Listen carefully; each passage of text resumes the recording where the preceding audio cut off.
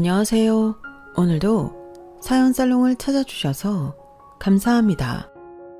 남편과 함께 커피 사업을 하고 있는 40대 여성이에요. 얼마 안 되는 인생을 사는 동안 잊을 수 없는 순간이 몇 번 있었어요. 좋은 일이었다면 좋겠지만 안타깝게도 저희 부부에게는 가슴에 사무치는 상처가 된 순간이었죠. 하지만 그로 인해 우리 가족은 똘똘 뭉치게 되었어요. 세상에 믿을 건 우리 가족밖에 없다는 걸 알게 되었으니까요. 지금이야 웃으면서 말할 수 있지만 한때는 정말 속으로 피눈물을 흘리며 어금니 꽉 깨물고 버텨야 했어요. 언제고 반드시 받은 대로 갚아주겠다는 생각을 하면서요. 그리고 15년이 지난 지금 우리 부부는 우리 눈에서 피눈물을 뽑은 인간들한테 제대로 복수할 수 있었어요. 그래서 이렇게 사연도 보내게 되었습니다. 저는 어릴 때 딱히 부족할 거 없이 자랐어요. 대단히 잘 사는 집은 아니었지만 중산층 가정이었기에 그럴 수 있었죠. 아빠는 평범한 회사원이었고 엄마는 옷가게를 하셨었는데 규모가 꽤 커서 아빠 월급의 2배 정도는 거뜬히 벌고 계셨죠. 그때만 해도 수입 의료가 들어오지 않던 때라서 남대문 도매시장에서 물건을 떼어다가 라벨 작업을 해서 팔곤 했었는데 그러다 90년대 중후반이 되면서 상황이 급격히 변하게 되었어요. 수입 의료 브랜드가 물밀듯이 들어오고 대기업에서 젊은 층을 겨냥한 의류 브랜드를 앞다퉈 론칭하면서 시장 옷을 파는 저희 엄마 가게는 매출이 하루가 다르게 떨어졌거든요. 지나고 보니 그때 그런 변화에 발빠르게 대응해야 했다는 걸 알게 됐지만 당시엔 시장의 변화를 읽어내지 못했어요. 엄마는 오히려 가게 리모델링과 확장을 하며 변화를 꾀하셨고 그러면서 은행에서 많은 대출을 받으셨어요. 하지만 다들 아시죠? 90년대 말에 우리나라에 어떤 일이 있었는지를요. 안 그래도 어려운 상황에 IMF까지 겹치면서 저희 집은 급속도로 무너져 내렸어요. 거기에 매출은 전보다 못한데 은행 이자는 하루가 다르게 높아지고 그 이자를 감당하지 못해서 사채까지 끌어다 쓰게 되었거든요. 하지만 원발에 오줌 누기일 뿐이었어요. 결국 엄마가 도매시장에서 물건을 사입하며 사용했던 가게 수표가 부도 수표가 되면서 주변 상인들한테까지 피해를 입히게 되었고 그걸 또다시 사채로 틀어막는 악순환이 이어졌어요. 엎친 데 덮친 격으로 아빠마저 회사에서 정리해고를 당하면서 더 이상 버틸 수가 없게 된 거예요. 집도 가게도 심지어 아빠 퇴직금까지 모조리 날아가 버린 거죠.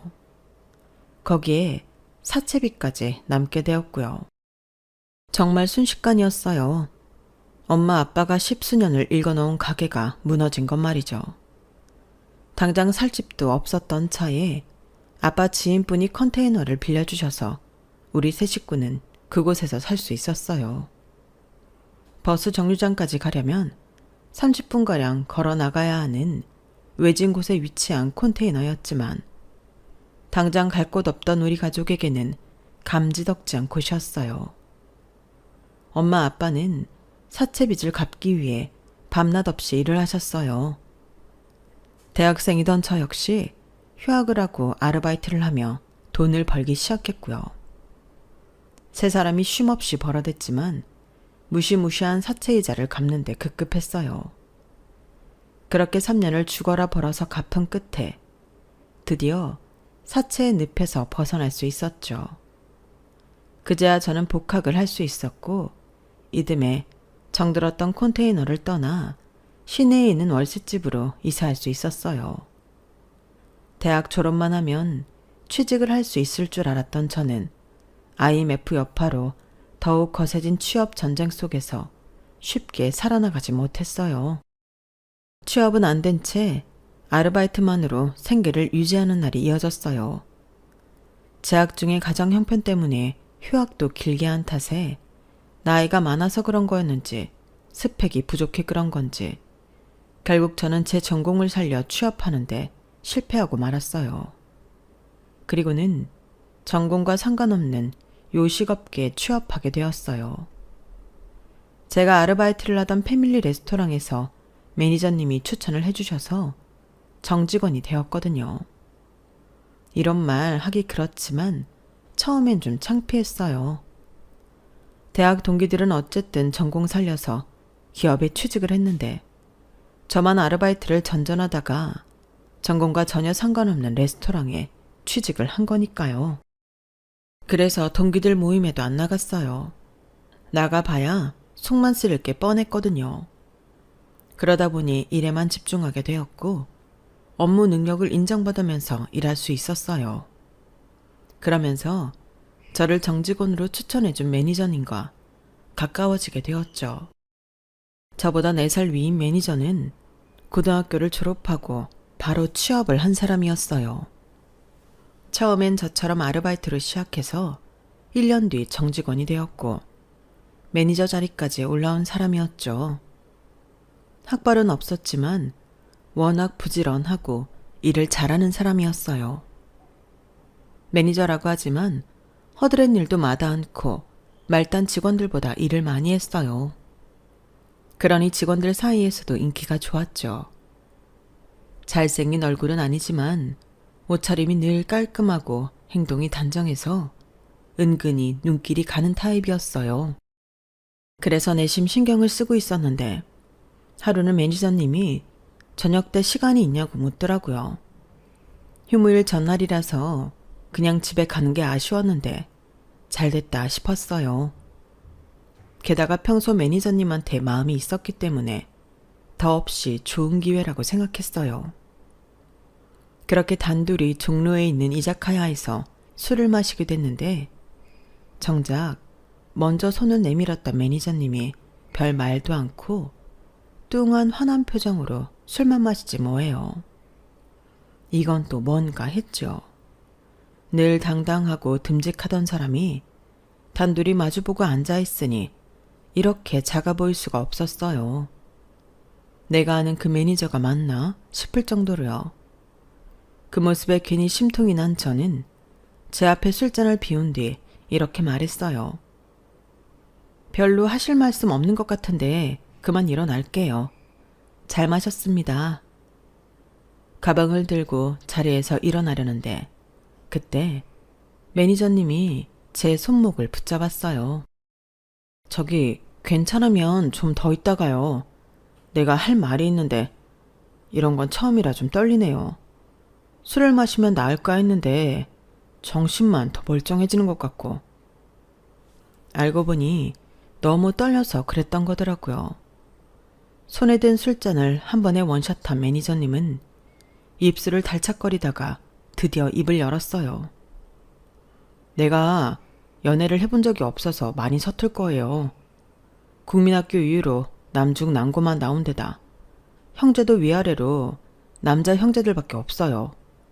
그래서 여자는 잘 몰라요. 그러면서 초조한 눈으로 저를 빤히 보는 거예요. 그래서 어쩌라는 거냐고 묻고 싶었지만 진심을 다해 말하는 매니저님이 너무 안쓰러워 보이기도 하고 귀엽기도 해서 뒷말이 이어지기를 기다렸어요. 그랬더니 경화씨, 나랑 결혼할래요? 아니, 그게 아니라 먼저 한번 만나고 괜찮으면 결혼도 하고 정 아니면요? 한번 만나보고 아니면 어떻게 할까요? 거기서 끝내요? 아니, 그건 좀 가위바위보도 3세판인데 한번 만나보고 아니다 싶으면 2번, 3번 만나보고. 자기도 자신이 무슨 말을 하는지 잘 모르겠는지 멍한 표정으로 버벅거리는데 화나기보다는 웃음이 났어요. 연애 경험도 없는 사람이 얼마나 용기를 내서 이 자리를 마련했나 생각하니 거절을 못하겠더라고요. 애초에 거절할 생각도 없었지만요. 그래서 그날부터 매니저님이랑 만나게 됐고 3번의 데이트 이후에는 본격적으로 사귀게 되었어요. 직장에서 몰래 사내 연애를 하는데 은근 스릴도 있고 짜릿하더라고요. 전에는 휴일 다음날 출근하는 게 그렇게 싫었는데 연애를 시작하고부터는 출근 시간이 기다려질 정도였어요. 그렇게 3년간 우리는 비밀 사내 연애를 이어갔고 드디어 결혼을 하게 되었어요. 남편은 3남 중 둘째인데 맏형은 4년 전에 결혼을 했고 막내 동생은 아직 미혼이었어요. 아주버님과 형님은 명문대 CC로 아주버님은 대기업에 다니고 형님은 은행에 다니고 있었어요. 그렇다 보니 결혼하고 3년 만에 집도 사고 생활도 많이 안정된 편이었죠. 시동생은 아직 결혼은 안 했지만 결혼할 상대가 있는 상황이었어요. 상대 여자는 시동생이 다니는 회사 대표 딸이었죠. 그렇다 보니 남편 형제들에 비해 저희 부부만 직업도 월급도 많이 빠지는 상황이었어요. 그래도 가족끼리 질투할 상황은 아니라서 별로 신경을 쓰지 않았는데 나중엔 그게 우리 부부의 발목을 잡더라고요. 아무튼 처음 인사를 드리러 시댁에 찾아간 날 시부모님이 그러시더라고요. 나는 그래요. 부모는 자식 대학 공부까지 시켰으면 할 일은 다 했다고 봐요. 우리 큰애도 지가 벌어서 결혼하고 집 사고 다 했거든. 그래서 말인데 혹시라도 우리 쪽에서 뭘 해주길 바란다면 그런 기대는 안 하는 게 좋아요. 다 큰 성인인데 결혼은 자기들이 알아서 해야지. 딱히 부모님께 뭔가를 바랐던 건 아니었지만 처음 만난 자리에서 면전에 대고 바로 말씀을 하시니 조금 놀라긴 했어요. 저희 집 사정도 그렇게 넉넉한 편은 아니라서 처음부터 우리는 우리가 번 돈으로 작게 시작하기로 했기에 계획대로 결혼 준비를 했어요. 가진 돈으로는 월세로 가는 게 맞았지만 매달 나가는 돈이 아깝기도 하고 차라리 은행 대출을 받아 전세로 가는 게 이익이라서 전세 대출을 받았어요. 그런데 생각지도 못한 일이 일어난 거예요. 결혼하고 1년쯤 지났을 무렵 본사 재정이 흔들리면서 계열사인 저희 레스토랑을 정리한다는 소문이 돌기 시작한 거예요. 그리고는 바로 정리해고가 시작됐어요. 가장 불리한 건 저희 부부였어요. 둘 중 한 사람은 나가야 하는 상황이었죠. 결국 급여가 높은 남편을 대신해 제가 퇴사를 하게 됐어요. 바로 재취업을 하기는 했지만 전 직장보다 급여가 낮아서 생활은 전보다 많이 힘들어졌어요. 그런 와중에 시동생이 결혼을 하게 되자 아주버님이 전화를 하셨더라고요. 막내 결혼하는데 뭐라도 해줘야 하지 않겠니? 집사람은 너희랑 각각 500씩 해서 1000만 원 만들어주자고 하는데 네 생각은 어떠니? 아, 이거 어쩌지? 형, 실은 우리 집 사정이 요즘 좀 안 좋거든. 야마, 아무리 안 좋아도 둘이 버는 게 굶고 사는 건 아니잖아. 너 결혼할 때 난 뭐 넉넉해서 500이나 해줬냐? 형이니까 내가 힘들어도 해준 거지. 그럼 우린 우리대로 할 테니까 너희는 형편대로 알아서 해라. 사실 아주버님 말에는 약간의 어폐가 있어요.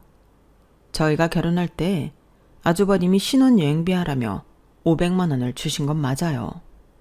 하지만 그건 제 남편이 아주버님 결혼하실 때 축의금으로 500만 원을 해드렸기 때문에 똑같이 액수를 맞춰서 주신 거니까요.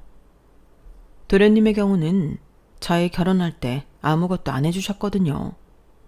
그렇다고 해서 저희도 똑같이 안 하겠다는 건 아니지만 그래도 큰 액수를 해줄 수는 없을 것 같았어요.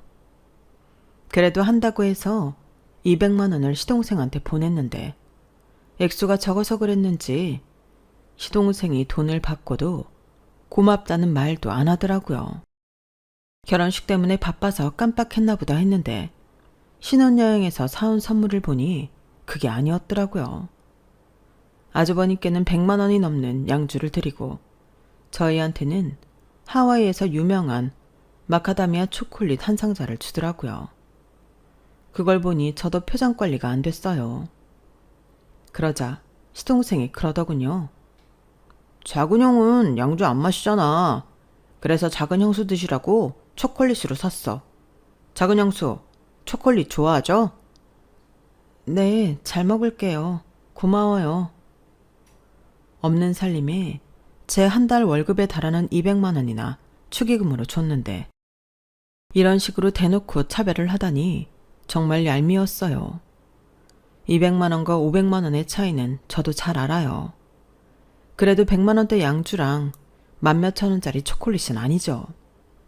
그런데 이보다 더 어이가 없는 건 아주버님이 500이나 시동생 축의금으로 내준 이유였어요. 우리한테는 받은 만큼만 돌려주던 아주버님이 자기 결혼할 때 한 푼도 안 낸 막내한테 500만 원이나 축의금을 준 데엔 그럴 만한 이유가 있었어요. 바로 동서 친정 때문이었죠. 은행원인 손윗동서는 막내 동서의 도움을 받아서 자기네 은행으로 동선의 친정회사 급여 지정은행을 바꾸게 하려고 물밑 작업을 했던 거예요. 결혼 전부터 시동생을 통해 부부 동반으로 식사 자리를 많이 만들고 동서한테 수시로 선물도 많이 했더라고요. 도움이 안 되는 우리 부부만 쏙 빼고 말이죠. 그걸 알고는 솔직히 기분이 좋지 않았어요. 그래서 집에 오는 길에 남편한테 서운한 감정을 토로했죠. 아무리 그래도 그렇지 이런 걸로 사람 차별하고 그러냐? 삼형제 중에 어떻게 우리만 쏙 빼고 두 집만 어울리냐고. 정말 그러는 거 아니야. 사람 인생 모르는 거라고. 우리라고 뭐 언제까지 이러고 살 줄 알아? 아이고 그렇게 서운했어? 미안해. 내가 좀 능력이 있었으면 이럴 때 당신 속상하게 만들지 않았을 텐데. 자기 속도 말이 아닐 텐데 제 걱정을 해주는 남편을 보니 더는 화를 낼 수가 없었어요. 솔직히 제 삼형제 중에 제 남편만 대학을 못 다닌 데는 이유가 있었어요. 제 남편이 공부도 꽤 했었는데 집안 형편 때문에 남편이 대학 진학을 포기한 거였거든요. 그때 아주버님이 한 해 휴학을 하고 학비를 벌었다면 제 남편이 대학에 갈 수도 있었지만 아주버님은 끝까지 양보하지 않았어요. 취업할 때 힘들어진다면서 끝까지 고집을 부렸던 거죠. 거기에 제 남편은 희생이 된 거예요. 그리고는 제 남편이 취업을 해 두 해 뒤에 대학에 들어간 동생 학비를 대게 되었죠. 그렇게까지 했는데도 이렇게 얄밉게 나오니 더 미운 거예요. 생각 같아서는 받은 대로 갚아주고 싶었지만 저희한테는 그럴 여유가 없었어요. 제가 퇴사한 지 반년도 안 돼서 청천벽력 같은 소식이 들렸거든요. 남편이 다니던 패밀리 레스토랑이 본사의 경영 악화로 사업을 접게 된 거예요. 순식간에 직장이 사라지자 남편은 하루아침에 실업자가 되었어요. 그때부터 우리 부부의 시련은 시작되었죠. 하필 그때 저는 임신 3개월 차라서 7개월 뒤에 태어날 아이 걱정과 더불어 매달 들어가야 할 은행 대출 이자와 생활비, 그리고 그 외의 비용을 감당하기 어려워진 거예요. 그런데도 시부모님은 매달 드리던 용돈이 밀리자 바로 전화를 하시더라고요. 아니, 매달 돈백이나 보내는 것도 아니고 꼴랑 30만 원 보내면서 그걸 밀리니? 너 설마 네 친정에만 돈 보낸 거 아니니? 어머님, 용돈 못 보내드린 건 정말 죄송한데요. 솔직히 지금 상황에 저희가 부모님 용돈 챙겨드릴 여력까지 없어요. 그이 회사 나온 뒤로 아직 자리 못 잡고 일용직으로 일하는 거 어머님도 아시잖아요. 그리고 저희 친정 부모님은 우리 그이 직장 그렇게 되고부터 저희가 드리는 용돈 안 받으세요. 오히려 김치며 쌀이며 매달 보내주신다고요. 어머머, 얘 말하는 것 좀 봐. 너 지금 내가 니네 집에 김치 쪼가리 안 갖다 줬다고 시위하는 거니? 쌀 좀 안 파다 줬다고 시애미한테 성질내는 거냐고. 세상에, 누가 시애미고 누가 며느리인지 모르겠네. 그래, 더럽고 치사해서 앞으로는 네가 주는 돈 안 받을란다. 그깟 30만 원 가지고 이렇게 생색내는데 내가 그 돈을 어떻게 받겠니? 어쩜 이렇게 다른 며느리들하고 다른 건지. 이런 거 보면 있는 집에서 자란 애들이 확실히 가정교육도 잘 된 것 같다. 큰애도 그렇고 작은 애도 그렇고 매달 용돈 보내고 철마다 우시며 굳으며 사다 나르면서도 너처럼 건방은 안 떨어. 네가 심보를 그렇게 쓰니까 네 남편 하는 일이 그 모양이지. 참, 누가 보면 남의 자식 얘기하는 줄 알겠어요. 제 남편도 엄연히 자기 아들인데 어쩜 그렇게 함부로 말을 할 수 있는 건지 정말 이해가 안 가더라고요. 그날 시어머니 전화를 끊고 얼마나 울었나 몰라요. 돈 앞에서 가장 빨리 얼굴을 바꾸는 건 바로 가족이란 사실을 똑똑히 알겠더라고요. 그 후로도 시댁 식구들의 차별은 끊이지 않았어요. 제가 우리 아들을 출산했을 때 기저귀 한 장 안 사오던 시부모님과 아주버님 내외는 이듬해 동서가 딸을 낳자 선물을 바리바리 싸들고 동서한테 가더라고요. 명절에 모일 때도 시어머니는 용돈 많이 주는 형님과 동서한테는 일을 안 시키면서 저는 돈 주고 부리는 사람 대하듯 바닥에 엉덩이 붙일 시간도 안 주고 일을 시켰어요. 나중엔 아주 대놓고 그러시더라고요. 원래 돈이 없으면 몸이 고달픈 거다. 큰애랑 작은애는 열심히 벌어서 내 용돈이며 화장품까지 다 사다 주는데 너는 몸으로라도 때워야 할 거 아니니? 그러니까 이 약 물고 돈 벌어. 원래 돈 없으면 무시당하는 거야. 나 하나 되니까 며느리인 너한테 이런 얘기를 해주는 거야. 고마운 줄이나 알아. 아주 2번 고마웠다가는 큰일 나겠더라고요. 가난한 자식이라 잘 사는 자식들과 차별한다는 걸 어쩜 이리도 당당하게 밝히시는지 어떤 면으로는 참 대단하다는 생각까지 들었어요. 그런데 사람이 그렇잖아요. 기대를 안 하면 그 사람이 뭐라고 하든 별로 신경도 안 쓰이는 거요. 언제부턴데 제가 시부모님을 비롯해 시댁 식구들한테 그런 감정 상태가 되었어요. 많아야 1년에 한두 번 얼굴 마주하는 사이라서 그때만 양쪽 귀 딱 열어놓고 니들은 떨어져라. 나는 내 갈 길 갈란다. 이런 생각으로 말이죠. 사실 애 키우면서 살림하랴 일하랴 다른 데는 신경 쓸 시간이 없기도 했고요. 남편은 요식업계에 종사했던 경력을 살려 원두 수입회사에 취직을 하게 됐는데 그게 남편 적성에 잘 맞았던 모양이에요. 굳이 그러지 않아도 되는데도 시간을 쪼개 바리스타 자격증까지 따더라고요. 그런데 웃긴 건 시험 준비를 하는 남편을 옆에서 보다 보니까 저도 한번 해보고 싶다는 생각이 들더라는 거예요. 그래서 남편이 바리스타 자격증을 따고 몇 개월 뒤 저도 바리스타 자격증을 따게 되었죠. 당장 써먹지는 못해도 혹시 또 아나요? 사람 일은 모르는 건데. 그런데 마침 그 무렵 테이크아웃 카페 전문점이 하나 둘 생겨나기 시작한 거예요. 작은 평수에서 할 수 있는 거라서 가게세도 적게 들고 홀에서 손님을 받는 게 아니라서 인건비도 안 든다는 게 무척이나 매력적으로 다가오더라고요.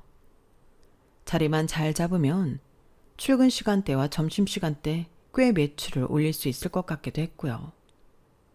당시 저는 친정 엄마한테 아이를 맡기고 직장 생활을 하고 있었는데 이런 카페라면 중간중간 아이를 보면서도 할 수 있지 않을까 싶더라고요.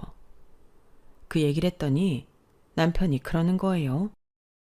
원두는 우리 회사에서 납품받을 수 있으니까 가게터만 잘 잡으면 되겠는데 우리 한번 해볼까?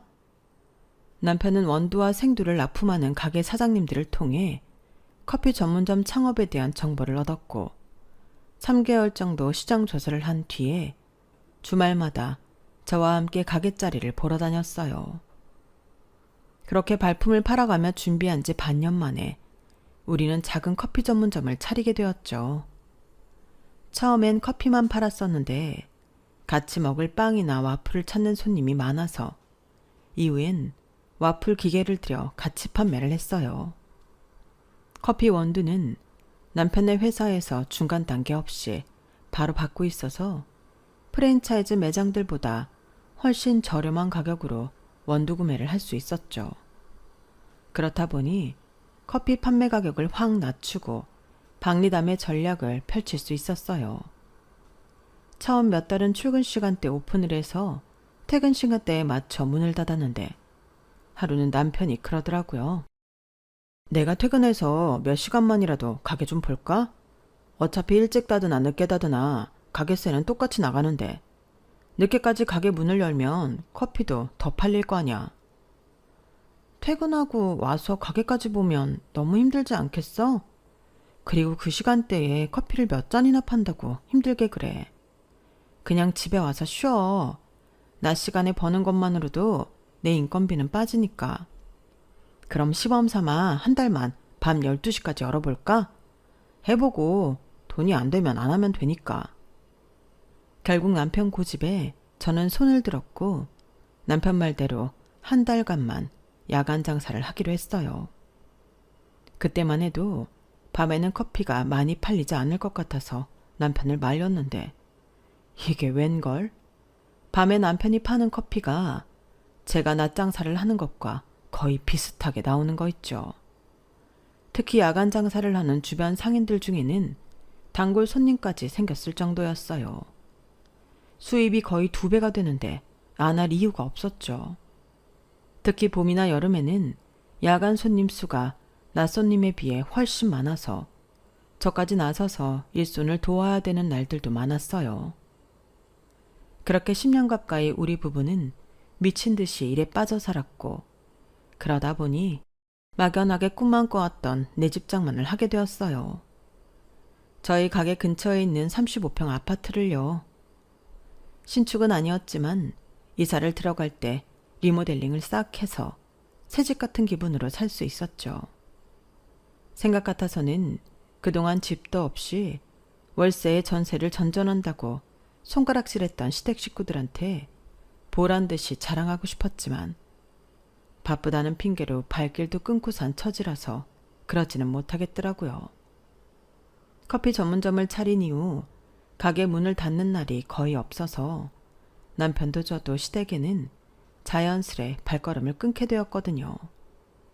시댁에서도 저희가 안 온다고 찾는 사람도 없어서 자연스레 그렇게 된 거죠. 그러던 어느 날이었어요. 그날은 손님이 많아서 남편을 도와 밤장사를 같이 하고 집에 돌아오는 길이었는데 남편이 뜬금없이 시동생 얘기를 꺼내더라고요. 성준이 말이야. 아까 낮에 회사로 전화했더라고. 도련님이 웬일로? 왜? 장인어른이 회사라도 물려준다고 그랬대?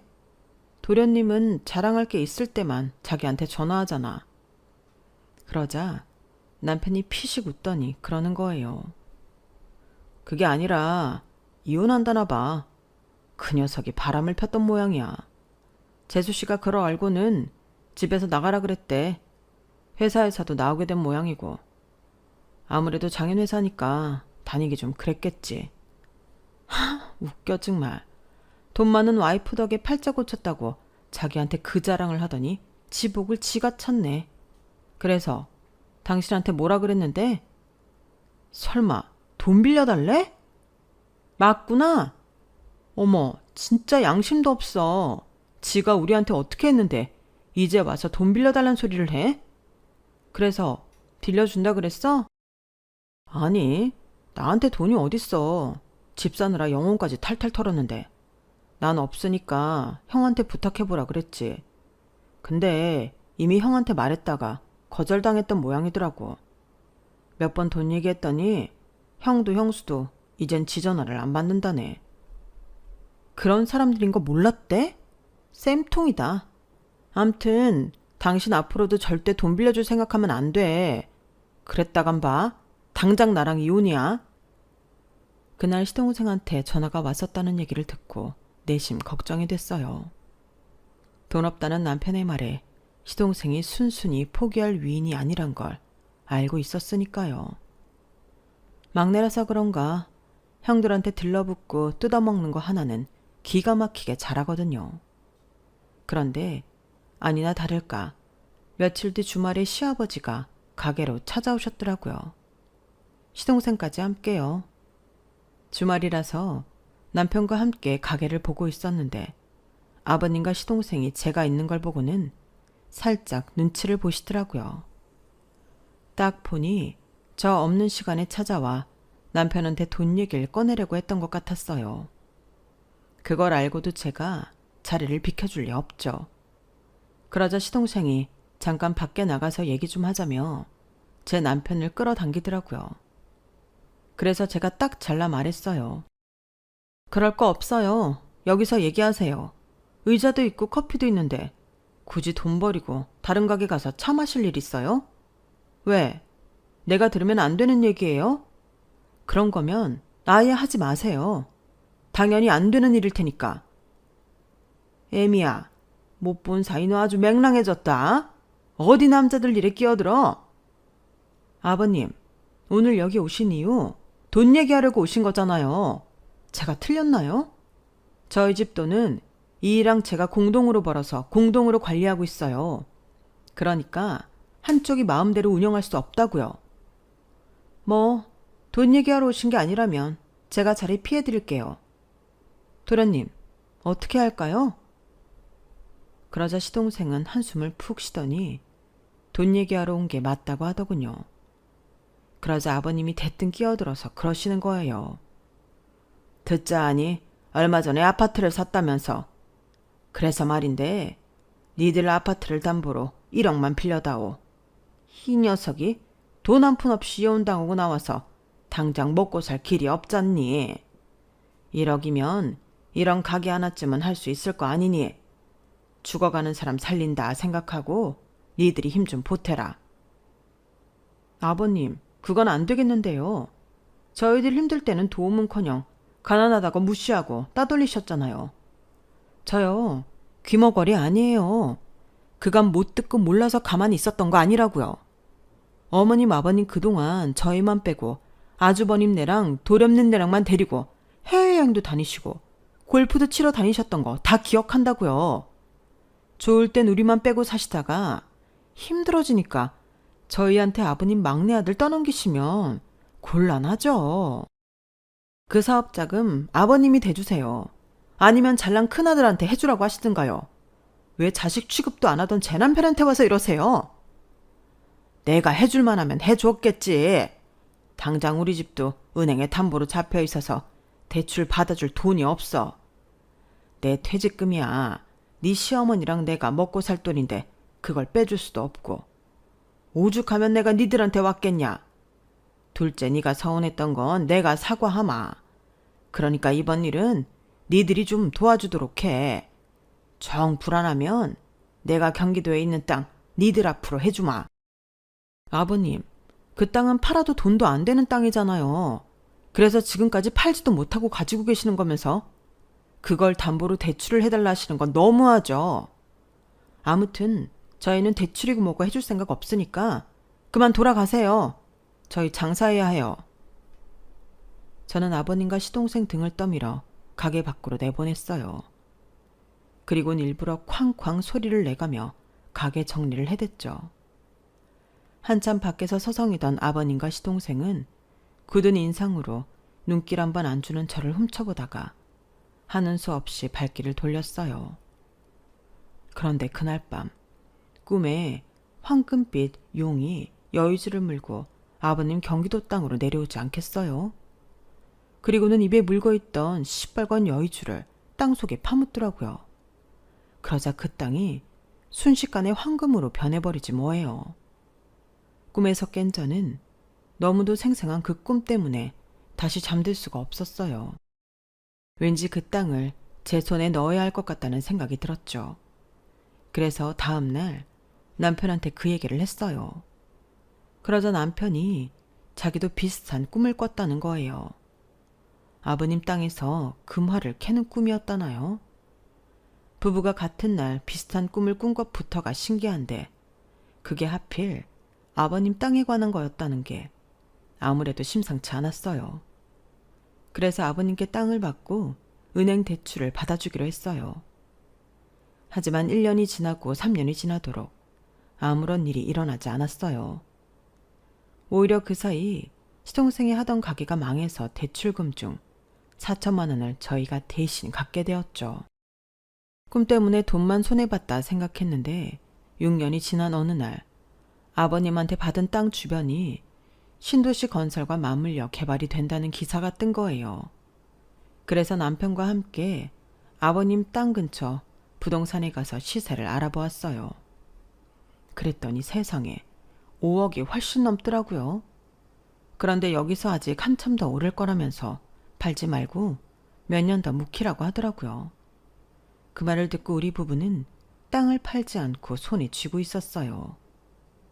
그리고 3년 전 봄, 그 사이 땅값은 무려 10배가 올라서 50억가량이 되었지 뭐예요. 4천만 원 대출금 갚아주고 50억을 번 셈이었죠. 그 소식을 들은 시댁 식구들은 불이 나게 저희 집으로 달려왔어요. 아버님은 당장 땅을 돌려달라고 생떼를 쓰셨고 아주버님과 시동생은 삼형제가 똑같이 나눠 가져야 된다고 목소리를 높이더군요. 어머님은 마침 저를 땅도둑처럼 몰아세우셨고요. 아주 가관도 아니었어요. 도대체 왜들 이러세요? 왜 남의 땅에 그렇게들 관심이 많으시냐고요. 저요, 이 땅 아버님한테 사기쳐서 받은 거 아니에요. 도련님 가게 차리는데 저희 집 담보로 1억 대출해준 대가로 받은 거라고요. 대출만 받아줬나요? 도련님이 안 갚은 4천만 원도 우리가 대신 갚았어요. 그 당시 땅값이 1,000만 원도 안 됐던 거 아버님도 기억하시죠? 그러니 제가 3천만 원이나 손해보고 받은 땅이 10배가 되든 100배가 되든 내 땅이라는 거엔 변함이 없다고요. 그러니까 남의 땅에 침 흘리지 말고 다들 돌아가세요. 아니 형수님, 가족끼리 정말 이럴 거예요. 남도 이렇게는 안 하겠어요. 그러자 남편이 시동생 말을 자르며 끼어들었어요. 가족? 우리가 언제부터 가족이었냐? 나랑 이 사람 지금까지 당신들 앞에서 가족 대접 받은 적이 단 한 번도 없어. 거지 새끼 취급은 받았어도. 그래도 살다 보니 이런 날이 다 오네. 당신들이 우리 집에 돈 구걸하러 오는 날 말이야. 형, 우리가 언제 형이랑 형수를 거지 취급했다고 그래. 가족이니까 편해서 좀 실수를 했던 거지. 난 정말 나쁜 뜻은 없었어. 실수요? 어머. 도련님, 입은 삐뚤어져도 말은 바로 해야죠. 그게 어떻게 실수예요? 당신들이 언제 우리 부부를 가족 대접이나 해줬어요? 그래놓곤 이제 와서 땅값 올랐다니까 득달같이 달려와선 부모 형제 타령들을 해요? 우리가 돈 없을 땐 거들떠도 안 보던 사람들이 어쩜 이렇게 양심이 없나 몰라. 저요, 남한테 받은 건 확실히 돌려주는 사람이에요. 그런데 당신들한테는 좋은 걸 받은 기억이 하나도 없네요. 가난하다고 멸시와 조롱받은 것밖엔 아무 기억이 안 난다고요. 그러니까 험한 꼴 당하기 싫으시면 조용히 돌아가세요.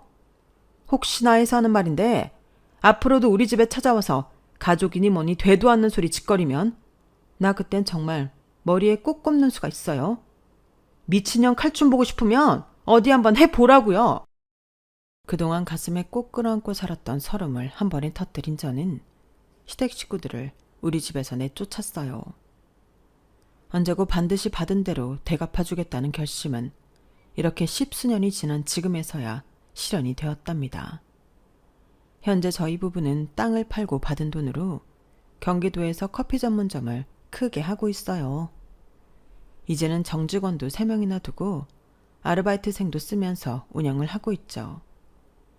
남편은 기왕 시작한 거 제대로 커피 사업을 해보겠다고 근처에 커피 공장을 짓고 있는데요. 그게 완공이 되면 직접 생두를 사다가 로스팅까지 해서 판매할 예정이랍니다. 가난해서 형제들한테마저 외면당하던 우리 부부는 힘든 시간을 서로 의지하면서 살아왔고 마음속으로만 품었던 복수도 할 수 있었어요. 지금 이 순간 혹시 저희 부부처럼 힘겨운 시간을 보내는 분들이 계시다면 끝까지 용기 잃지 마시고 버텨보세요. 그러면 그 끝에는 웃는 수가 있는 순간이 반드시 있을 겁니다. 저희 부부가 그랬던 것처럼 말이죠. 지금까지 제 사연을 들어주셔서 감사합니다. 건강하시고 항상 행운이 가득하길 바랍니다. 여러분, 사연 댓글에 응원과 현명한 조언 부탁드려요. 좋아요와 구독은 저에게 큰 힘이 됩니다. 오늘도 좋은 일 가득하세요.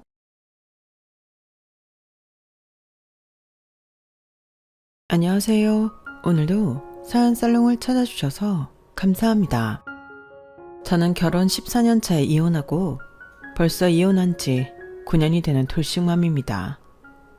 저는 현재 고3 딸을 홀로 키우고 있어요. 그리고 한 직장에서 무려 24년 가까이 일하고 있는 직장인이기도 한데요. 한 직장에 오래 다닌 만큼 이젠 회사가 내 집 같고, 또 어떤 날은 대표도 아닌데 회사가 내 회사처럼 느껴지곤 합니다. 그런데 그런 회사였지만 예전에는, 그러니까 제가 이혼하기 전에는 그런 회사를 그만둘까 심각하게 고민한 사람이기도 했는데요. 그땐 딸아이가 엄마 손이 많이 필요한 나이이기도 했고, 당시 사업을 하던 전 남편의 벌이가 웬만한 사람보다는 훨씬 좋아서 가족 모두가 한마음 한뜻이 되어 제가 일을 그만두고 가정에 충실하길 바랬어요. 하지만 이런 횟수가 그때도 10년이 넘었다 보니 그동안 쌓아온 경력이 아까웠고, 또 남편이 당장은 벌이가 좋다고 해도 사업이라는 게 하루아침에 어떻게 될지 알 수 없으니까 불안한 마음에 회사를 그만두지 못했는데요. 이혼할 때도 절실하게 느꼈지만 제가 그때 회사를 그만두지 않은 것은 조상님이 도와주신 신의 한 수였어요. 그만큼 제가 회사를 꾸준하게 다녔기에 이혼하고도 지금껏 딸아이 키우며 그럭저럭 살 수 있었는데, 제가 이젠 전 남편이 된 남편과 헤어지게 된 원인에는 무려 큰 2가지 이유가 있었어요. 하나는 무조건 자기는 성공할 거라고 맹신하며 와이프 말을 귓등으로도 안 듣던 남편과 자기 아들만큼이나 돈돈거리며 해도 되는 말과 하면 안 되는 말을 구별 못하는 시어머니 때문이었는데요. 아이러니하게도 남편의 사업이 잘 될 때는 저도 시어머니과는 아무 문제가 없었어요. 그렇다고 모녀지간처럼 사이 좋았던 건 아니었지만 큰 트러블 없이 그냥저냥 좋게 지냈거든요. 그런데 돈이라는 게 그런 거더라고요. 좋았던 사이도 한순간에 나빠지게 하는 요물 중에 요물이요.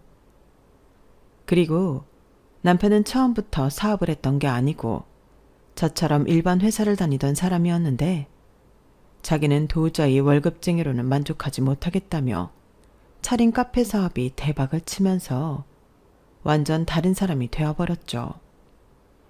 원래 좋을 땐 다 좋아 보인다고 저처럼 소심한 사람은 절대 하지 못할 일들을 해내는 남편이 그때는 대단해 보였어요. 게다가 남편이 했던 사업이 서울 외곽에 대형 창고형 베이커리 카페였는데, 지금은 그런 카페가 많이 있다곤 하지만 당시에는 이런 게 과연 될까? 사람들이 이런 구석까지 어떻게 찾아오지? 걱정이 정말 많았더랬죠. 넉넉한 가운데 시작한 게 아니었기 때문에 그때는 매일이 모험처럼 느껴졌어요. 그래서 저도, 또 남편 주변의 사람들도 무모하다고 손해보기 전에 얼른 접으라고 말하기도 했는데, 남편은 보란듯이 성공해서 저를 포함한 주변 사람들을 깜짝 놀라게 했죠. 그도 그럴 게 당시 남편이 벌어들인 수입만 따지면 순수익으로 월 1,000만 원도 우스웠는데, 그때 남편이 몰라보게 거만해졌어요. 돈 알기를 아주 우습게 보는 그런 사람이 되었거든요. 게다가 돈 좀 번다고 돈 없고 힘없는 사람들에게 자기 경제력을 뽐내고 싶어 했는데, 옆에서 제가 민망해서 그러지 말라고 좋게 말을 해도 제 말은 전혀 듣지 않았어요. 오히려 저에게 걸핏하면 자기는 지금 다니는 회사 도대체 언제 그만둘 거야? 한 달 꼬박 일해서 그런 푼돈이나 벌면서 억울하지도 않아? 그냥 내가 생활비 넉넉하게 줄 테니까 집에서 살림이나 하고 놀아. 등력 있는 남편 뒀다 뭐하냐? 당신 솔직하게 말해봐. 주변에서 남편 돈 잘 번다고 다들 부러워하지? 라며 우쭐해 했는데 사업이 잘 돼서 기분이 째지는 건 알겠지만 그래도 저건 아닌 것 같아 옆에서 불안불안했었죠. 원래 사람이 잘 되면 잘 될수록 겸손해지고 주변도 챙겨야 하는 건데 남편은 마치 처음부터 고생이라고는 한 번도 해본 적 없는 사람처럼 굴더라고요. 그래도 저는 더 강력하게 남편에게 뭐라고 하지 못했어요. 남편이 말한 것들이 아주 허무맹랑한 말들은 아니었기에 제가 말빨이 서지 않았어요. 실제로 친구들이나 회사 동료들은 저를 많이 부러워했거든요. 그래도 애사심인지 뭔지 칼로 무자르듯 단번에 회사를 그만두는 건 저에게 어려운 일이었고 회사를 그만두면 어쩐지 그때부터는 남편한테만 의존하며 살아야 할 것 같았는데 저희가 양가 부모님에게 드리는 용돈 겸 생활비를 생각하면 그것도 쉽지만은 않더군요. 저희는 시댁에 월 200만 원, 친정에 50만 원을 매달 보내드리고 있었거든요. 시댁과 친정에 드리는 돈이 차이가 나는 데는 나름 이유가 있긴 했어요. 시댁에 비해 저희 친정 부모님은 모두 일을 하고 계시고 형편도 나름 안정적이라 노후 준비도 잘 되어 있었는데요. 그에 반면 시댁은 홀어머니시고 저희가 결혼할 때 정말 한 푼도 보태주지 못할 정도로 사는 게 어려우셨어요. 거기에 남편이 사업을 하고 싶다고 했을 때 저희 친정 부모님은 괜히 헛바람 들어 처자식 고생시키지 말라고 했었는데 시어머니는 당신 개똥까지 깨서 남편을 도와주었죠. 그리고 그 사업이 대박이 났으니 시어머니는 매달 당신이 한 투자그의 성과금을 받듯 월 200만 원씩 받게 되셨는데 가만히 있어도 매달 200만 원씩 받으시니 시어머니 역시도 사람이 유하다 못해 돈밖에 모르는 분이 되셨죠. 저희 시어머니가 알게 모르게 저희 친정엄마에게 열등감이 있으셨어요. 니네 엄마는 남편도 있고 꼬박꼬박 나오는 월급도 있으니 얼마나 좋으니? 나는 다른 옆에 애들은 하나도 안 부러운데 니네 엄마는 좀 부럽더라. 네? 어머니, 아무리 말씀을 편하게 하셔도 니네 엄마가 뭐예요? 사돈이라고 하셔야죠. 뭐 어때? 니네 엄마를 니네 엄마라고 하지. 쟤네 엄마라고 하니? 그리고 내가 무슨 안 좋은 소리 한 것도 아닌데 그냥 넘어가. 나도 돈만 있으면 니네 엄마보다 훨씬 잘 살 수 있는데 성질이 나서 그래. 이렇듯 저희 엄마 앞에서는 호호호 사돈 하시다가도 저희 엄마가 없을 때는 니네 엄마가 세상 제일 팔자가 좋다는 등 욕인지 칭찬인지 모를 말씀을 하셨는데 남편한테 꼬박꼬박 200만 원씩 받은 후로는 저희 엄마보다 당신이 더 낫다고 자부하셨어요. 원래 여자는 나이 먹으면 무조건 돈이야. 남편 있으면 뭐하니? 손만 많이 가지. 그렇게 따지면 니네 엄마보다 내 팔자가 낫지. 안 그러냐? 내 친구들은 전부 나 부러워해. 나는 챙겨야 할 남편도 없지. 손 하나 까딱하지 않아도 돈이 따박따박 들어오잖아. 이렇게 사람이 바뀌었는데 그때는 저 스스로도 그래, 그동안 돈 없어서 고생만 하시고 살았는데 이렇게라도 살아보셔야지 라고 생각하며 대수롭지 않게 넘겼는데요. 참고로 저희 친정에 보내는 월 50은 남편 돈이 아닌 제 돈이었어요. 그래도 저희 결혼할 때 전세 보증금이며 혼수며 친정 도움을 많이 받았는데 시어머님에게 매달 돈을 드리면서 저희 부모님에게만 모른 척 한다는 건 어쩐지 도리가 아닌 것 같아 제가 스스로 챙기게 되었거든요. 그러니까 제가 회사를 그만두면 그 다음 달부터는 남편에게 돈을 받아 친정 부모님 용돈을 들어야 하는 상황이 된다고 생각하니 그것도 못할 일처럼 느껴졌어요. 그래서 고민만 죽어라 하다가 타이밍을 놓치고 이렇게 된 거 그냥 다니자라고 마음을 굳혔는데 그때 남편이 많이 아쉬워하며 저더러 어리석다고 타박하더군요. 그까짓 회사 뭐 미련이 있다고? 차라리 내 카페 와서 일을 하는 게 훨씬 생산적이지. 그리고 자기는 소연이 생각은 안 해? 소연이가 집에 왔을 때 엄마 없으면 싫다고 했잖아. 그게 언제적 얘긴데 여태 그런 말을 해. 물론 지금도 어리니까 내가 집에 있으면 좋아는 하겠지. 근데 나는 그게 안 되는 걸 어떡하라고? 자기 기준에는 내가 푼돈이나 벌면서 미련 떤다고 생각하겠지만 나는 우리 회사에서 내 자리랑 필요성을 느껴서 좋아. 그리고 소연이도 크면 집에서 노는 엄마보다는 밖에서 일하는 엄마를 더 좋아하지 않을까? 내 친구가 그러는데 나중엔 애들이 집에 있는 엄마 능력 없다고 그렇게 무시한대. 그러니까 나는 그냥 지금처럼 살려고. 어차피 자기 카페는 나 없어도 잘 되잖아. 저는 저를 한심하게 생각하는 남편에게 나름 자신있게 말했어요. 그리고 그때는 구차하게 내가 버는 돈이 없으면 우리 친정부모님 용돈은 자기가 줄 거냐는 말도 하고 싶지도 않아서 입도 뻥끗하지 않았는데요. 아마도 남편이 먼저 그런 부분을 언급해주고 제가 납득할 수 있게 이야기를 해줬다면 저는 어쩌면 남편의 뜻에 따랐을지도 몰라요. 하지만 다행스럽게 남편이 그 정도로 배려가 있고 생각이 깊은 사람은 아니었기에 저희의 대화는 거기서 끝이 났는데 그 뒤 남편의 사업은 날개를 단 듯 정말 잘 되더군요. 덕분에 저는 회사를 다니긴 했어도 많이 여유로운 생활을 할 수 있었어요. 그리고 살던 집도 강북에서 강남으로 이사를 했는데요. 무려 48평대 대형 신축 아파트 단지에 입주를 했고 남편은 꿈에서나 타던 페라리를 끌며 본격적인 재벌놀이에 빠지게 되었어요. 지금 생각해보면 그 많은 돈들이 다 실체가 없는 거품처럼 느껴지는데 남편은 그런 거품을 진짜라고 믿고 정신을 차리지 못했어요.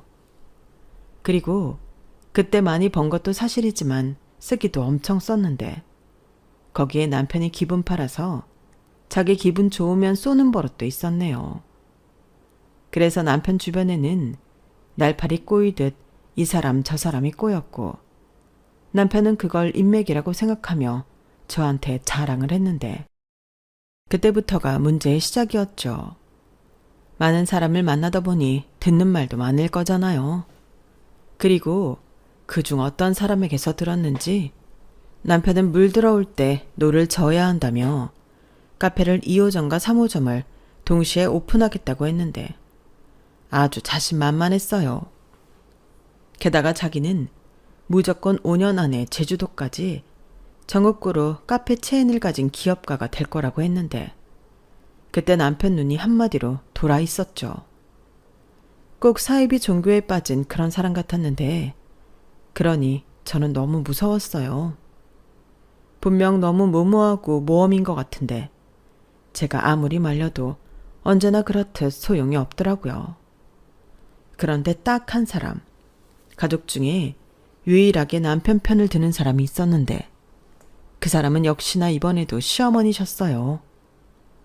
시어머니는 당신 아들은 무조건 잘 될 인물이라며 옆에서 설레발을 치셨는데 거기에 한술 더 떠서 당신 친구들에게도 벌써 자랑까지 하신 모양인데 옆에서 이 사실을 알게 된 폼생폼사 남편은 2호 3호점도 잘 되면 시어머니에게 매달 500만 원씩 생활비를 주겠다며 효자의 면모를 보이더군요.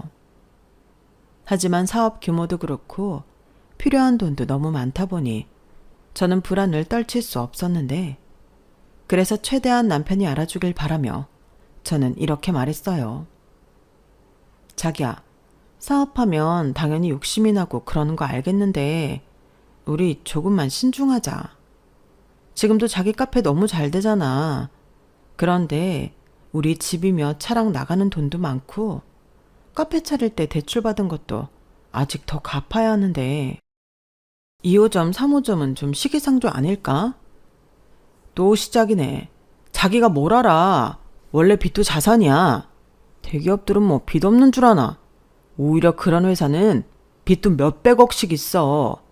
그런데 그 CEO들이 빚 있다고 사업을 안 해? 내가 말했잖아. 지금 잘 될 때 2호, 3호점을 내야 한다니까. 지방에도 내 가게 오고 싶은 사람들이 얼마나 많은데. 그런 사람들이 2호점, 3호점을 가면 그게 다 돈이라고. 그래. 그런데 만약에 자기 생각이랑 다르게 잘 안 되면 그럼 우리 빚더미에 앉아야 하잖아. 우선 지금 갖고 있는 빚 좀 정리되면 차근차근 늘려가면 되지. 됐어. 자기랑 얘기하면 답답해서 말을 하고 싶지도 않아. 말이라는 게 소통이 되는 사람이랑 해야 하는 건데 자기랑 나는 아니잖아. 자기는 너무 안정주의야.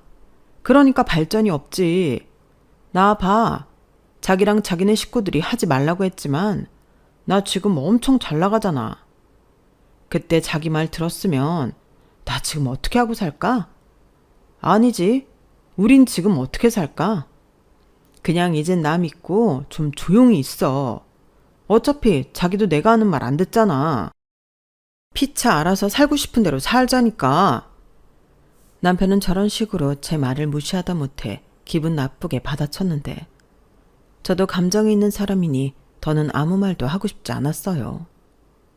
당연히 같이 사는 아내로서 걱정할 수도 있는 건데 말을 꼭 저렇게 해야 하나? 기분이 나쁘더라고요. 사실 연애할 때는 착하고 성실한 사람이라고 생각하며 시댁이 좀 어려워도 결혼을 하겠다고 생각한 건데 원래 저런 사람인데 돈이 없어 저렇게 못 살았던 건지 아니면 돈 때문에 정말로 사람이 변한 건지 저는 너무 혼란스러웠어요. 그리고 남들은 남편 사업이 잘 되니 부부 사이도 더 좋아졌을 거라고 생각하는 것 같았는데 현실은 그 반대라 씁쓸하기만 했었는데요. 이런저런 감정이 쌓이다 보니 저도 남편 말대로 각자 알아서 상대에게 피해주지 않고 살면 그만이라는 생각을 하게 되더군요. 그래서 그날 이후로 남편이 바라는 대로 남편에게 아무 말도 하지 않았어요. 그냥 미우나 고우나 내 가정의 가장이고 저희 아이 아빠니까 망하지만 말아라 하는 마음으로 예전과 다르지 않은 생활을 이어갔는데 결국 제가 우려했던 일들은 현실이 되었죠. 그게 이사한 지 1년 4개월 정도가 되었을 때였는데 역시나 무리해서 2호점과 3호점을 차리면서 대출을 돌려막은 게 문제를 키운 셈이 되었어요. 그러다 잘 되는 본점에서 번 돈을 모두 빚만 갚는 데 써야 하는 지경이었는데 그렇게라도 빚을 갚을 수 있다면 다행이지만 그것도 되지 않아 결국 연체가 줄줄이 쌓이게 되었더라고요. 결국 남편의 카페들은 전부 헐값에 남에게 넘기게 되었고 살던 집도 팔아야 했는데 아이가 집을 너무 좋아해서 그땐 저도 너무 심적으로 힘들었어요. 그래서 집 대출금은 제게 내겠다고 하고 저도 같이 무리를 했는데 와, 이건 정말 액수가 너무 크니 할 수 있는 게 아니더군요. 결국 제가 1년 정도 버텼지만 될 일이 아니었어요. 게다가 명의가 남편 이름이라 제가 아무리 제 돈으로 막으며 버텨도 남편 빚 때문에 될 일도 아니었는데 그러니 저도 아이한테 미안하지만 이사를 갈 수밖에 없었어요. 집을 팔아 어느 정도 빚을 갚아야 숨 쉴 수 있는 구멍이 있을 것 같았거든요. 그래서 이번에도 저희 친정에서 전세 보증금을 빌려 지하철이 있는 경기도 외곽으로 이사를 갔는데 덕분에 제 출근 시간만 무려 1시간이 더 늘어났죠.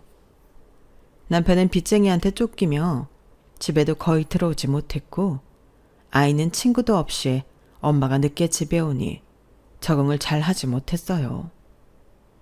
그런데 이런 사정을 뻔히 알면서도 시어머니라는 사람은 제 속을 뒤집는 말만 골라 하셨는데 글쎄 저한테 남편 사업 잘 될 때 친정에 빼돌린 돈을 가져오라고 하는 겁니다. 어머니, 지금 그게 무슨 말씀이세요? 제가 돈을 빼돌려요? 그럼 아니야? 너도 네 집에 꼬박꼬박 용돈 보냈다며. 어머니, 그 돈은요, 제가 벌어서 드린 돈이에요. 그리고 어머님처럼 200만 원이 아니라 50만 원이라고요. 50만 원이든 5만 원이든 어쨌든 네가 니네 집에 준 건 맞잖아. 그리고 그 돈이 네 돈이라는 증거 있니? 어머니도 참 사람이 나쁘네요. 지금 저희 살고 있는 빌라 전세금 누가 줬는지 정말 모르세요? 그것뿐인가요? 어머니는 저희 결혼할 때 돈 없다고 한 푼도 못 해주시면서 저한테 한복 맞춰야 한다. 귀금속 하나도 없다. 집에 반상기도 해줘라. 다 요구하셨지만 그때도 저희 친정에서는 신혼집 전세 얻으라고 보증금 해주셨어요. 그래서 제가 가만히 있는 건 아닌 것 같아서 매달 50만 원 드린 거고요. 아, 몰라. 나는 다 모르겠고 내 아들 힘드니까 너라도 돈 좀 내놔봐. 너 회사 다닌 지 오래돼서 모은 돈 제법 있을 거잖아. 없어요. 그게 있었음 제가 저희 부모님한테 여기 전세보증금을 받았겠어요? 저도 그 강남 아파트 지키겠다고 가진 거 다 털었고 지금도 겨우 살아요. 뭐야, 그럼 나는 이제 누구한테 돈을 받아? 여기저기 갚는다고 빌린 돈이 얼만데 나더러 어쩌라고? 그걸 왜 저한테 따지세요? 돈을 빌린 사람이 해결해야죠. 그리고 애당초 돈을 왜 빌리세요? 그럼 어쩌니? 여기저기서 아들 사업 잘 되는 턱을 쏘라고 하는데 그 옆에 애들은 내가 매월 500만 원씩 받는다고 한단 말이야. 저도 몰라요. 그러게 왜 그런 경솔한 말을 하셨어요? 저는 모르는 일이고요. 어머니 아들한테 해결해 달라고 하시든 지금 살고 있는 집을 파시든 알아서 해결하세요. 그 집 이미 대출 받을 수 있는 만큼 다 땡겨서 썼다. 담보대출 있는 집이라고 팔리지도 않아. 내가 뭐 그 생각을 안 해봤을까봐? 됐고 너라도 대신 해결해줘라. 니네 친정에 얘기하면 되잖아. 뭐라고요? 어머니, 정말 이러시는 건 아니죠. 돈은 어머님이 다 쓰시면서 왜 어머니 빚을 저희 부모님이 갚아요? 내가 오죽하면 그래. 그래도 니네 친정에 여유가 있잖아. 가족끼리 좀 돕고 살면 좋지. 뭘 그렇게 청색을 하냐? 시어머니는 제가 펄쩍 뛰자 자기가 더 난리를 치며 저렇게 말씀하셨어요. 그러니 남편이건 시어머니건 정말이지 꼴도 보기 싫었는데 그때부터 이건 이혼 아니면 답이 없겠다는 생각이 들더군요. 솔직히 남편이 잘 벌었을 때도 저는 개인적으로 명품을 산다거나 큰돈 만져본 적 없었어요. 다만 좋은 집에 살았고 생활비 쓰라며 카드를 줘서 생활을 좀 여유롭게 한 건 맞지만 이렇게 시어머니한테 시달릴 만큼 호의호식하지 않았는데 이런 말까지 듣게 되니 이런 사람들과 더 엮이면 저랑 아이 인생까지도 줄줄이 바닥을 칠 것 같았어요. 그래서 남편이 나타나면 합의 이혼할 생각으로 서류 준비를 다 마쳤는데 역시나 이 인간은 저랑 이혼할 생각이 전혀 없다고 버티더군요. 그러면서 정 이혼이 하고 싶으면 살고 있는 집 전세 보증금을 자기한테 넘기라고 했는데 그때 남편이 아니라 그냥 미친놈 같더라고요. 그때 살던 전세는 제 명의여서 보증금도 제 앞으로 되어 있었거든요. 해서 저는 바로 친정 도움을 받아 이혼 소송을 감행했고 전세 보증금은커녕 남편에게 양육비 매달 80만 원, 위자료 1,000만 원을 지급하라는 판결로 승소했는데요. 당연히 10원짜리 하나 받지 못했어요. 자기가 돈이 없어 줄 수 없다고 하는데 법으로 뺏어올 게 하나도 없었거든요. 그런데 제가 남편이랑 하루 이틀 사는 거 아니잖아요. 게다가 남편이라는 놈은 머리가 비상해서 분명 어딘가에 어느 정도 돈은 꼬불쳐 놨을 거라고 생각했는데 그땐 몸도 마음도 많이 지쳐서 그냥 이혼하는 거에 만족했네요. 누가 그러는데 양육비 받으면 남편이 원할 때마다 아이 보여줘야 한다는 말을 들어서 그것도 하기 싫었거든요. 그만큼 저는 남편한테 질릴 만큼 질렸고 시어머니라는 사람한테도 오만정이 떨어졌는데 남편 사업이 잘 될 때는 그렇게 저를 자기 딸이라며 입안의 혀처럼 좋은 말만 하시던 분이라 더 소름 끼치더라고요. 그러니 그런 사람들과 얼마 되지도 않는 돈 받아가며 계속 보고 싶지 않았고 각자 알아서 잘 살자 하는 마음으로 저는 아이 데리고 친정 근처로 이사를 왔는데 그때 친정 부모님한테 정말 많은 도움을 받았네요. 그동안도 돈 때문에 받기만 한 못난 딸이었는데 친정 부모님은 그런 생각하지 말라며 저와 저희 딸을 따뜻하게 품어주셨어요. 그 덕에 한동안 위축되고 소심해진 딸아이 마음도 많이 안정이 됐는데 그때만 생각하면 가슴이 미어집니다. 남편 놈은 싱그루처럼 잘 나가던 때를 그리워할지 모르지만 저는 그게 독이 된 것 같거든요. 만약 그때 남편이 사업을 하지 않고 적은 돈이라도 벌면서 직장 생활을 했다면 이런저런 더러운 꼴은 보지 않고 아이도 평범하게 잘 키울 수 있었을 텐데 모든 것이 다 원망스러웠어요. 하지만 저는 엄마이기 때문에 딸을 위해서 힘을 내야 했고 더 오버하며 딸아이 앞에서 아무렇지 않은 척 씩씩하게 행동했는데요. 그렇게 딸아이가 고등학생이 되었어요. 그리고 그 사이 제 연봉도 꾸준히 올라 제법 돈도 모아 구축이긴 하지만 제 명의의 아파트도 장만했죠. 거기에 딸과 둘이 각자 분업을 하며 집안일을 하고 주말이면 같이 영화도 보고 쇼핑도 하며 잘 지내고 있었는데 딸애가 엄마 생각을 많이 해주는 살가운 성격이라 저는 남편이 없어도 외롭다는 생각은 단 한 번도 한 적이 없었어요.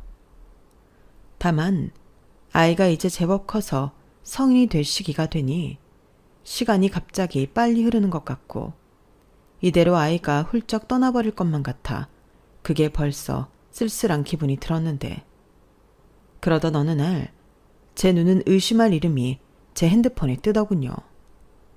그게 핸드폰을 바꿔도 연락처는 그대로 이전되잖아요. 게다가 이혼하고 또 이것저것 처리하느라 바빠서 전 남편 번호를 지울 생각을 못했는데 9년 만에 연락이 온 거예요. 처음엔 받지 말자 싶어 안 받았는데 하도 여러 번 울리니 무슨 일이라도 있나 싶어 받게 되었고 그 뒤 어색한 몇 분의 통화를 하게 되었어요. 나야. 내 번호 아직 있나? 있어. 지우는 걸 깜빡했었네. 근데 무슨 일이야? 일은 그냥 이런저런 생각하다가 자기랑 소연이 보고 싶어서 핸드폰 봤는데 번호가 있더라고. 잘 지내고 있지? 그럼 잘 지내려고 자기랑 헤어진 건데. 자기는? 나야 잘 지내지. 그나저나 당신한테 자기라는 말 들으니 기분 엄청 좋다. 옛날 생각도 나고. 소윤이는 어때? 공부 잘해? 이제 고등학생인가? 잘해. 잘 지내고. 자기도 잘 지낸다니까 다행이네. 요즘은 뭐해? 회사 다녀?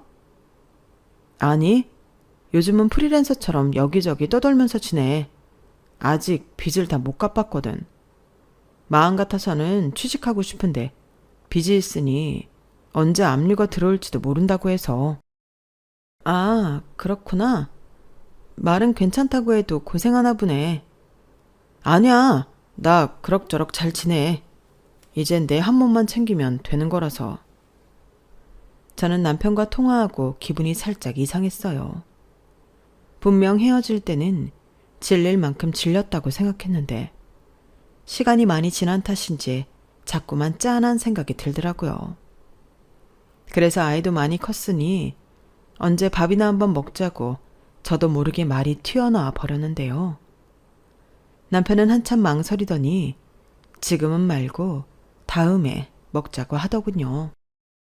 내가 말이야, 지금은 좀 그래. 그래도 오랜만에 보는 아빠인데 너무 없어 보이면 안 되잖아. 그러니까 소연이한테는 나한테 전화 왔었다는 말 하지 마. 나는 그냥 진짜 자기랑 소연이 잘 있는지 궁금해서 전화한 것뿐이야. 전화 받아줘서 고마워. 그리고 내가 자기한테 미안한 게 참 많다. 자기는 늘 내 걱정을 해주는 사람이었는데 내가 자기 마음도 몰라주고 내가 많이 미안해. 새삼스럽게 이미 다 지난 일인데 그런 말은 됐고 밥 잘 챙겨 먹고 건강 잘 챙겨. 그리고 언제라도 마음의 준비가 되면 진짜 밥 먹자. 저는 연민인지 측은지심인지 남편에게 마음이 쓰였어요. 물론 이혼하면서 뒤로 빼돌린 돈은 있어도 남편이 힘들 거라는 건 예측했던 일인데 막상 저런 말을 들으니 역시나 마음이 좋진 않더라고요. 그 뒤 저희 둘은 그냥 좋은 옛 감정으로 종종 전화 통화는 하면서 지냈어요. 뭔가 연애 때 기분도 나고 남편과 통화하는 게 나쁘지 않았는데 어느 날 남편이 다급하게 전화를 해서는 저에게 100만 원만 빌려줄 수 있냐고 하더군요. 100만 원? 그게 지금 당장 막아야 할 게 있는데 내가 정말 돈이 없어. 그래도 보름 뒤면 내가 이런 거 돈 나오거든? 그때 꼭 갚을게. 미안해. 내가 정말 자기한테는 돈 얘기하기 싫었는데 상황이 너무 급해서.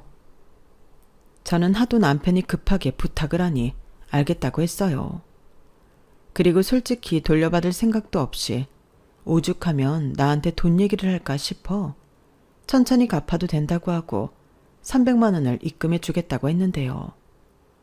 남편은 지금 당장 자기 계좌를 못 쓴다며 자기를 만나서 달라고 하더군요. 그리고 다음 날 남편이 제가 다니는 회사 앞으로 왔어요. 몰골이 어찌나 안 좋은지 꼭 노숙인처럼 보였는데 살도 많이 빠지고 어디서 뭘 하는지 피부는 검게 타서는 예전에 폼생폼사 남편의 모습은 전혀 보이지 않더군요. 그래도 남편이 민망해할까? 저는 최대한 내색하지 않았어요. 그리고 서둘러 봉투에 챙겨온 현금을 건넸는데 제가 거듭 안 갚아도 되고 돈 해주는 건 오늘이 마지막이라고 못을 박았는데 남편은 알겠다며 자기가 돈은 꼭 갚겠다고 하고 사라졌어요. 그 뒤 한동안은 남편이 저에게 전화하는 일은 없었는데요. 보름이 지나고 2달이 되었을 무렵 제 계좌로 모르는 사람 이름으로 100만 원이 입금되었더군요.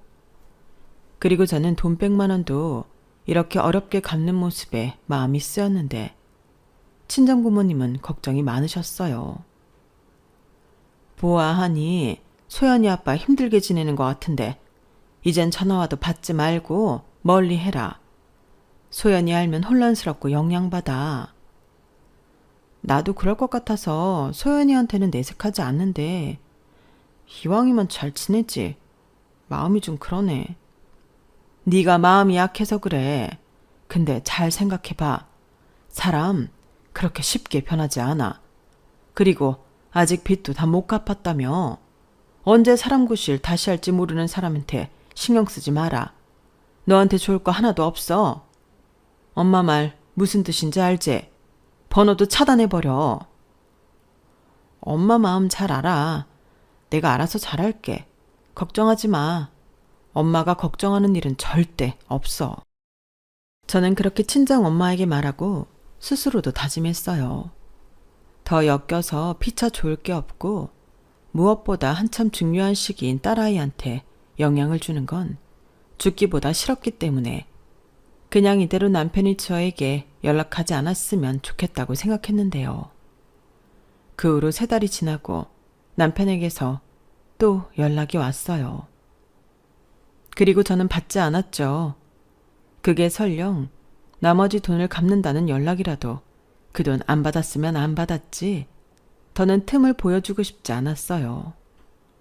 그런데 제가 너무 그 인간을 인간적으로 봤던 건지 그 인간은 제가 전화를 받지 않자 문자를 보냈는데요. 이번엔 무려 1,000만 원을 빌려달라고 문자가 왔더라고요. 그 문자를 보는데 어찌나 기분이 더럽던지 저는 바로 전화를 할까 하다가 목소리도 듣고 싶지 않아 문자로 대답했어요. 그럴 돈 없고 준 200만 원이나 고맙게 먹고 떨어지라고요. 그리고 다시는 연락하지 말라고 신신당부까지 했는데 그때부터 저는 전화를 켜둘 수가 없었어요. 자기가 정말 급하다며 이러다 자기가 죽을 수도 있다며 저한테 문자와 음성 메시지까지 남겼는데 저는 꼼짝도 하지 않았어요. 그깟 전화 무음으로 해놓고 살면 그만이었죠.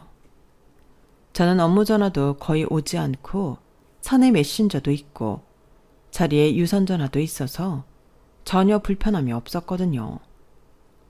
그렇게 남편 연락을 피하니 지도 지쳤는지 한동안은 전화나 문자가 오지 않았어요. 그렇게 한 달, 두 달, 세 달이 지났고 이젠 정말 떨어져 나갔나 보다 하고 방심한 찰나였는데 남편이 저희 회사 앞까지 찾아왔더군요. 그때는 귀신을 본 것처럼 정말 소스라치게 놀랐어요. 그리고 보는 눈도 많으니 남편을 끌고 다시는 나타나지 말라고 아니면 경찰에 신고하겠다고 화를 냈는데 이놈이 글쎄 정신을 못 차렸는지 또 사업 얘기를 꺼내더라고요. 내가 이번에 진짜 괜찮은 아이템이 있어. 이번엔 장소도 필요 없고 소자보만 있으면 되는데 자기도 알잖아. 내가 돈도 없지만 신용도 없어서. 그래서 뭐 나더러 돈을 달라고? 내가 분명히 말했지? 300만 원 주면서 이게 마지막이라고 말했잖아.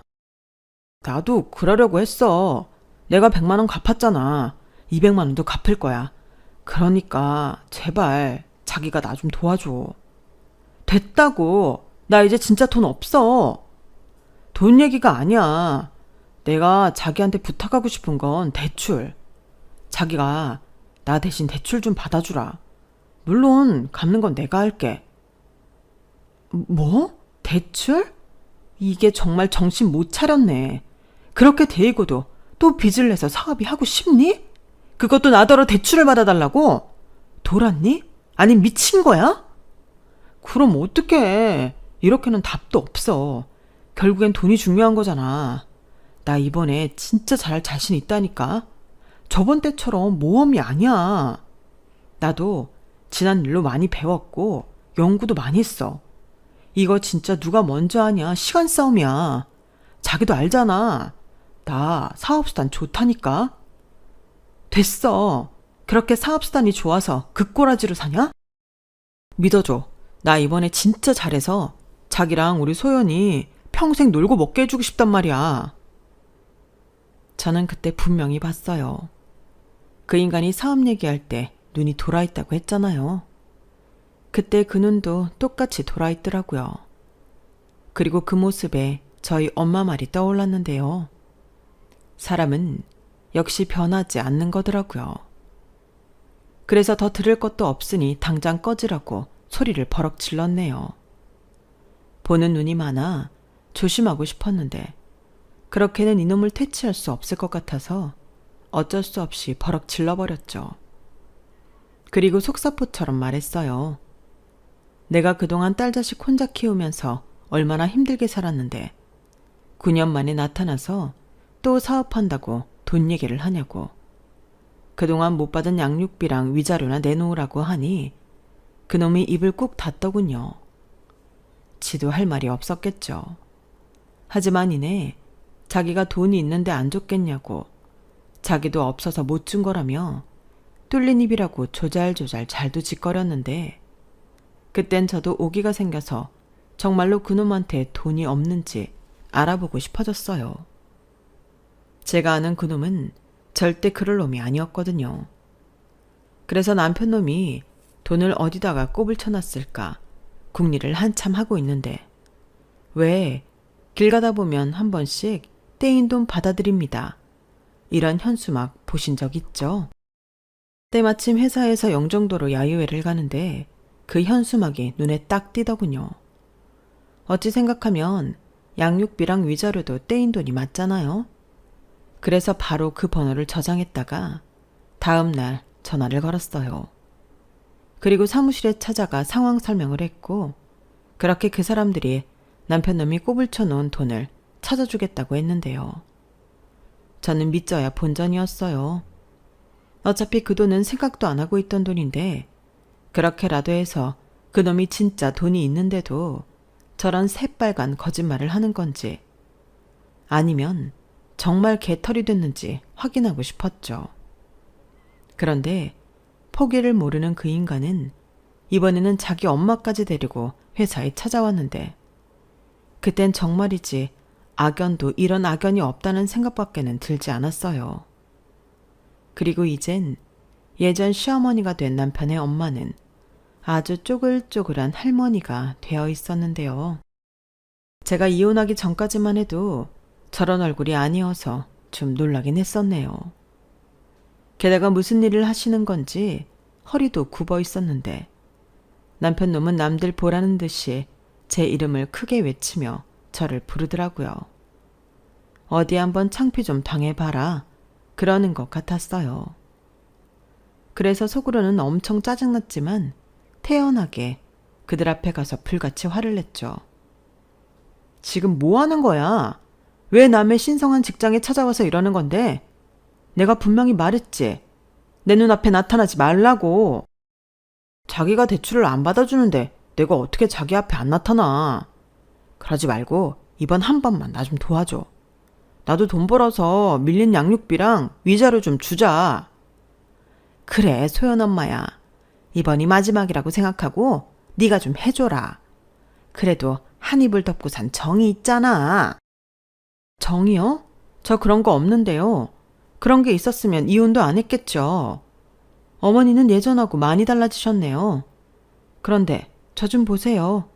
저는 그대로죠. 만약에 제가 이혼하지 않고 이 인간이랑 살았다면 어머니 모습이 제 모습이었을 거예요.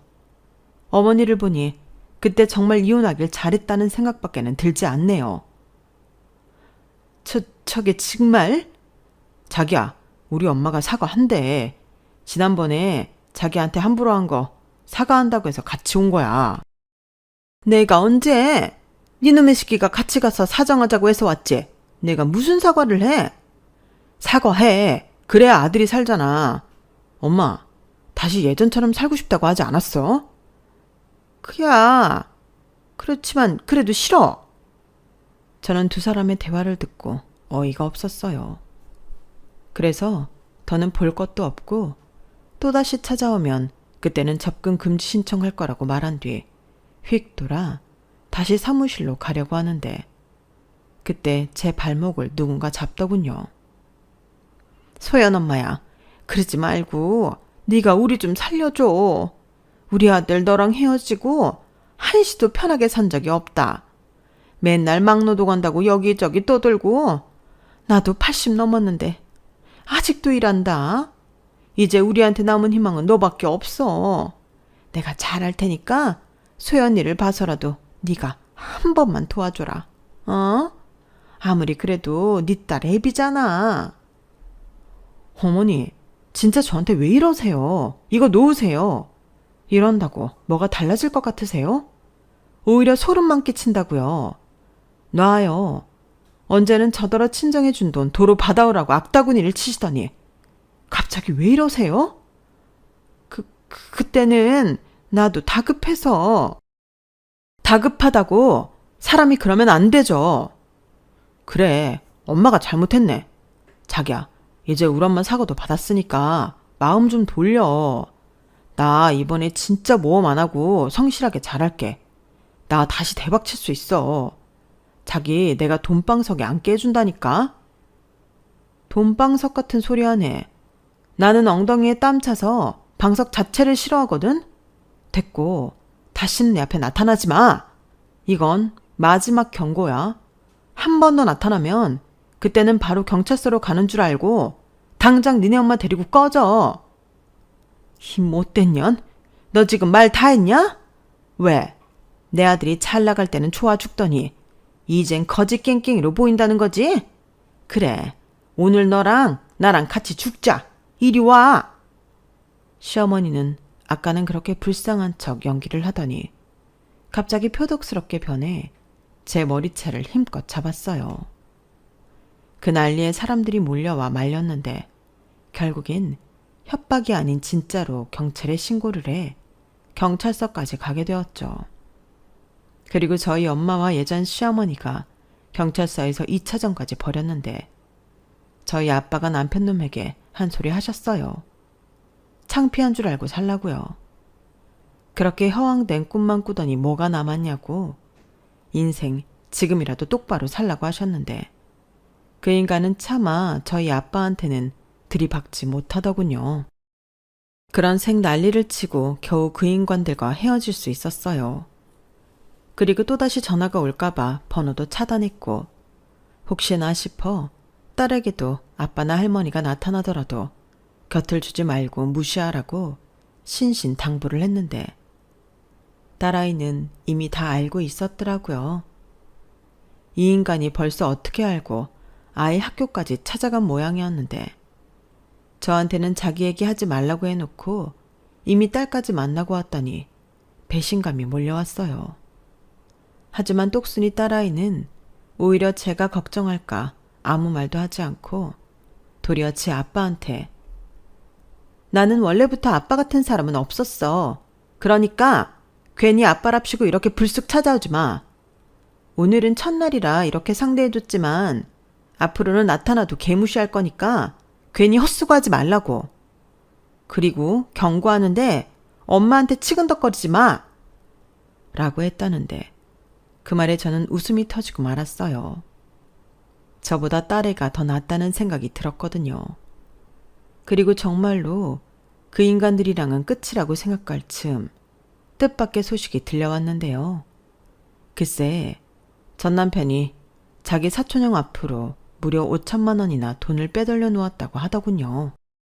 그리고 저한테 접근할 때나 거짓골로 다니지 평상시에는 잘 꾸미고 다닌다며 사진까지 보여줬는데 기가 막혔어요. 그래서 바로 전 남편이 은닉한 돈의 출처를 소명하고 밀린 양육비를 청구했는데요.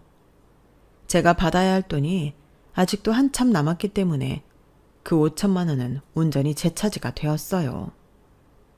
그리고 앞으로 무슨 일을 하든 돈이 생기면 바로 또 압류 조치를 할 예정인데 그때 전 남편 얼굴이 아주 똥줄 타는 얼굴이었어요.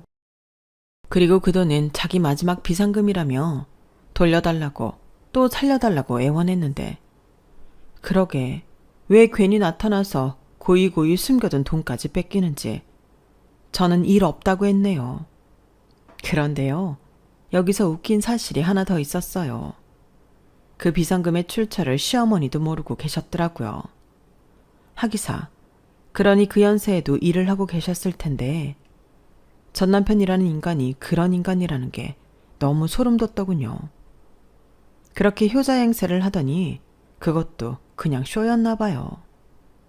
자기 엄마 고생하는 거 뻔히 보면서 그렇게 살 수 있는 건지 지금 생각해도 그때 이혼하길 너무 잘했지 않나요? 자기 엄마도 속이는데 처자식한테는 오죽하겠어요. 그래서 저도 귀찮고 번거롭지만 그 인간을 못 살게 하자고 생각했고 잊을만 하면 돈 어디다 숨겼냐고 추궁을 했는데요. 전에는 그렇게 내 눈앞에 나타나지 말라고 했는데 이젠 이 인간이 제 전화도 안 받고 저를 만나는 걸 극도로 싫어하더라고요. 진작에 추궁해서 돈돈돈거릴걸. 그러면 이런 더러운 꼴도 안 볼 수 있었을 텐데 잠깐이었지만 그런 인간인 줄 모르고 불쌍하게 생각했던 제 자신이 한심하게 느껴집니다. 이젠 정말 함부로 남을 불쌍하게 생각하지 않으려고요. 그리고 가끔씩은 그 인간에게 돈돈거리며 괴롭혀줄 생각인데요. 눈에는 눈, 이에는 이, 이게 가장 효과적인 것 같더라고요. 그리고 덕분에 5천만 원이나 챙겨서 저희 딸 대학 진학 걱정은 당분간은 안 해도 될 것 같은데 이참에 외국에 있는 대학이라도 보내주고 싶은 심정입니다. 가급적이면 평생 아빠라는 인간을 마주치게 하고 싶지 않거든요. 둘이 살다 혼자가 되는 건 역시 좀 쓸쓸하겠지만 아이가 행복할 수 있다면 그런 외로움쯤은 잘 극복해 볼 생각입니다. 그리고 끝으로 이런 어수선한 분위기 속에서도 흔들리지 않고 공부면 공부, 딸 노릇이면 딸 노릇을 잘해준 저희 딸에게 고마운 마음을 전해주고 싶습니다. 아울러 아직은 꽤 남은 수험생 기간이지만 저희 딸이 노력한 만큼 좋은 결과를 얻을 수 있도록 저도 엄마 노릇 열심히 하려고요. 지금 이 순간도 시간이 많이 지나면 그리워할 순간이잖아요. 그러니 모든 순간마다 최선을 다하는 모녀가 되었으면 합니다. 지금까지 제 이야기 끝까지 함께 해주셔서 정말 감사드려요. 사람마다 사는 게 다 굴곡이 있기 마련이라고 하지만 저도 제 사연을 들어주신 여러분들도 앞으로의 삶은 굴곡 없이 고속도로만 있었으면 좋겠습니다. 그럼 건강 잘 챙기시고요. 늘 좋은 일만 가득하길 진심으로 바라겠습니다. 안녕히 계세요. 여러분, 사연 댓글에 응원과 현명한 조언 부탁드려요. 좋아요와 구독은 저에게 큰 힘이 됩니다. 오늘도 좋은 일 가득하세요.